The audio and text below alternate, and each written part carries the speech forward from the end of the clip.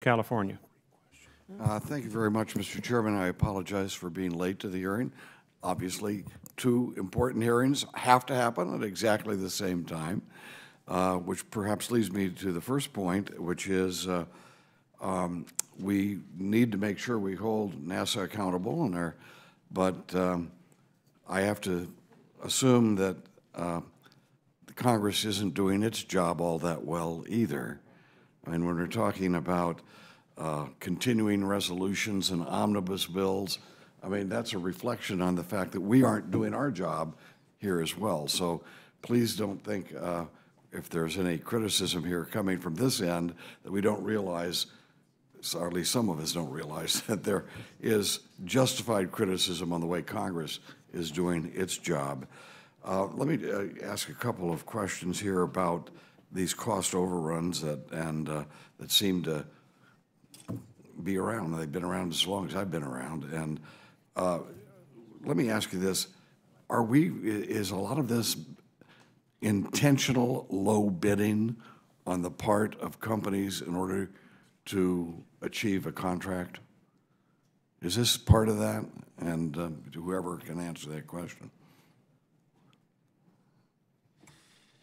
You know, we have a pretty rigorous request for proposal and proposal evaluation process, including independent cost and schedule estimates by the government to ensure that what's being proposed is actually executable. What's being proposed by the contractor is executable. So it's not, you don't see this as a scheme by some big corporation to intentionally bid low, get the contract, and then realize we're going to have to pay for it later on? I do not. Okay. Anybody believe that at all?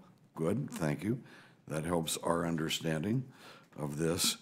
And a lot of these companies that do have the cost overruns are companies that are worth billions and billions of dollars themselves. What penalty does a company have that goes through a major cost overrun and doesn't meet its commitments to a contract? What's the punishment? So, as we discussed earlier, you can take actions to punish companies just through award and incentive fees, but often they're tied to multiple objectives, so you're limited in terms of what you can do. So the ultimate thing is just to cancel a program if you really feel like. Well, what about the next program around? Can a company that did not meet its contract be denied the next contract or a contract down the road because they have not met their obligation? Yeah, I think that's possible, and the proposal that's in your all's bill about a contractor watch list, they could go on that list if they're not performing well, and that NASA will not deal with them in the future for a period of time. That is one option. I don't know if you want to comment. Maybe you could expand on that. Yeah, so what we do now, so first of all, we have a very robust acquisition integrity program within the agency that's run by our Office of Procurement and our Office of General Counsel. And so, you know, they along with the programs, look at contractor performance, and we'll use the FAR process for suspension and debarment. For lack of performance or fraud, waste, and abuse, you know, so we use the existing process. The other thing we do is we have the contractor performance assessment reporting system. So when we evaluate a contractor on a regular basis, that assessment goes into that system, as well as the assessments of all of the departments and agencies within the federal government. And then not only NASA, but other departments and agencies can draw on that to use in assessing past performance of the contract and determine whether to award them anything in the future. Well, it seems to me that we have to be much more diligent in that area, and unless we have accountability and responsibility for these things, we can expect to have more problems.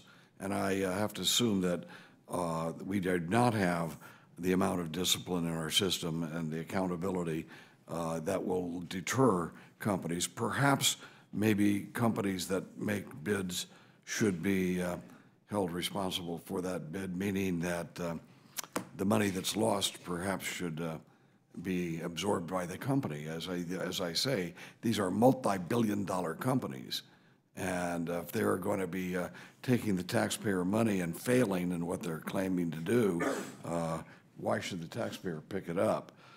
We just mentioned we have $20 trillion debt, and my gentleman mentioned how that is, if there's anything that's going to keep us from going into space, it's going to be the total disintegration of our economic system so that we can't afford any of this stuff. I would also, let me just note that we're also going to have to, we have a $20 billion budget for NASA, $20 billion. We should be able to do a lot with $20 billion.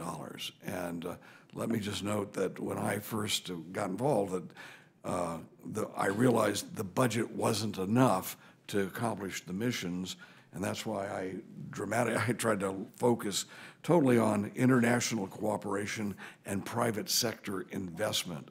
So let's hope that that's one avenue of making more revenue come in, but we also have to make sure we pay attention to what this hearing's all about, is making sure that we're managing the actual projects themselves in a way to minimize the loss of very scarce dollars.